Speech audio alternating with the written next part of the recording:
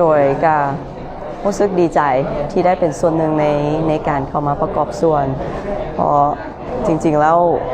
มันเป็นงานที่ดีเพราะว่าน้องๆที่เข้ามานี่นะพระเจ้าจะสามารถเห็นแผนอนาคตของตัวเองหลายขึ้นก่อนที่ตัวเองจะเลือกสายการเรียนแล้วมันเลือกสายที่ตรงกันกับตัวเองเลยเพราะว่าก่อนหน้านี้2 ปีก่อนเนาะในนามของ CCO เองเขาก็ได้ร่วมกันจัดงานนี้คือกันแล้วดีใจที่งานนี้ยังสืบต่อโดยน้องๆรุ่นใหม่โดยไอ้คือว่าเป็นงานที่ดีเนาะเป็นงานที่เราเปิดโอกาสให้โดยเฉพาะแม่นนักเรียนมัธยมม.ปลายที่ว่ากำลังจะเรียนจบหรือว่าคนที่ว่ากำลังจะจบหรือว่าเซ็นหากว่าแล้วเนาะว่าได้มีโอกาสได้มาลมกับหลายๆคนรุ่นรุ่นอ้ายหรือว่าผู้ที่มีประสบการณ์แล้วในการเฮ็ดเวียกเพื่อที่ว่าจะได้ค้นหาตัวเองว่าตัวเองอยากเฮ็ดหยังแล้วสาขาอาชีพสาขาเรียนหรือว่าสาขาอาชีพต่างๆที่มีอยู่ในลาวหั่นนะมันมีอย่างใดก่อนที่ว่าตัวเองสิตัดสินใจไปเรียน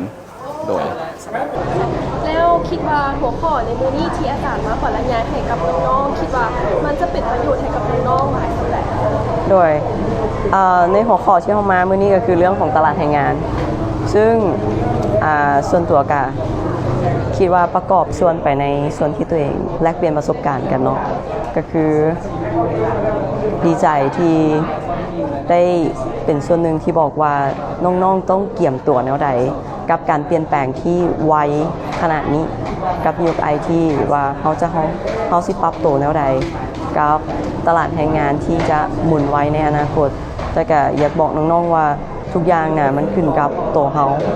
ที่โบยุทธที่จะเรียนรู้แล้วก็พยายามปรับปรุงทักษะของตัวเองต่างๆเพื่อที่จะรับมือกับโลกแห่งเทคโนโลยีในอนาคตเลยขอบคุณแต่อาจารย์การที่ว่าการให้เสวนาเมื่อกี้นี้ของทางแม่เป้าหมายและข้อสำคัญไหนต่างๆเขาบอก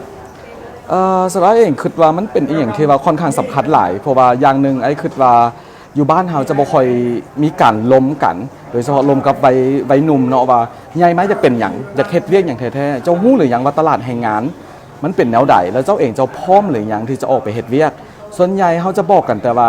ตั้งใจเรียนเด้อเดี๋ยวเรียนออกไปจบไปได้คะแนนดีหากสิหาเวียกได้แต่บ่เคยเห็นเขาบอกว่าแล้วเวียกมันมีเวียกอย่างใด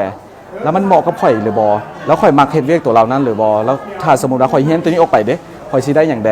ไอ้คือว่าก็หลายๆคนคิดว่าน่าจะให้ความสนใจหลายในจุดตัวนี้บางคนไอ้คือว่าอาจจะบ่เคยได้ยินอาจจะบ่เคยมีคนถามมาก่อนได้มาฟังไอ้คือว่าก็เป็นสิ่งที่ดีสำหรับรุ่นน้องๆโดยโอเคด้วยขอบใจ